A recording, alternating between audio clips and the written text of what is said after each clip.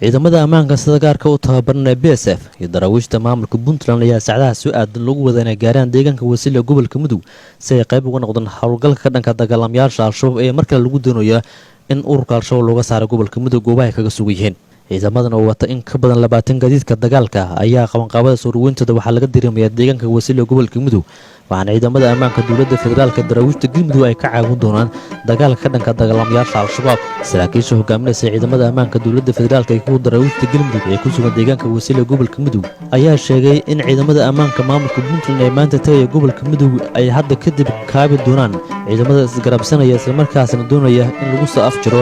shabaabka ka dagaalamaya gobolka Mudug. saraakiishu waxay sheegeen in mas'uuliyiin ka tirsan maamulka Puntland ay kala hadleen inay ku taageeraan ciidamada sida gaarka u tababaran BSF iyo daraawiishta maamulka Puntland si guul looga gaaro dagaal ka dhanka dagaalamayaasha Al-Shabaab kadib markii ciidamada ammaanka dawladda federaalka ee ku daraawiishta Galmudug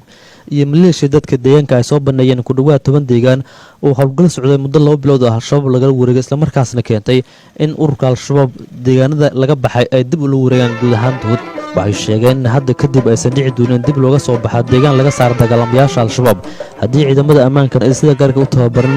ee BSF iyo daraawiishta maamulka Puntland qayb ay ka noqdaan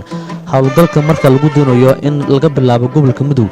hawlgalka bilaabanaya ayay saraakiisha ciidamada ammaanka dawladda federaalka iyo kuwa daraawiishta Galmudug sheegeen in dadka deegaanka qayb weyn ay ka qaadan doonaan isla markaasna la filayo in guul uu ku soo dhamaado. toddobaadkii la soo dhaafay ciidamada ammaanka dawladda federaalka iyo maleeshiyada dadka deegaanka oo garab ka helaya daraawiishta Galmudug ayaa soo faajiyay ku dhawaad 10 deegaan oo gobolka Mudug ka tirsan isla markaasna Shabaab laga wareegay waxaana deegaankaas dib loo wareegay xubno ka tirsan dagaalamayaasha Al-Shabaab kadib ka bixitaanka ciidamada ammaanka dawladda federaalka iyo maleeshiyada dadka deegaanka. lama oga waxay ku soo kordhin doonaan hawlgalkii fashilmay ee muddada bisha socday ciidamada ammaanka maamulka Puntland ee maanta tagaya deegaanka Wasile gobolka Mudug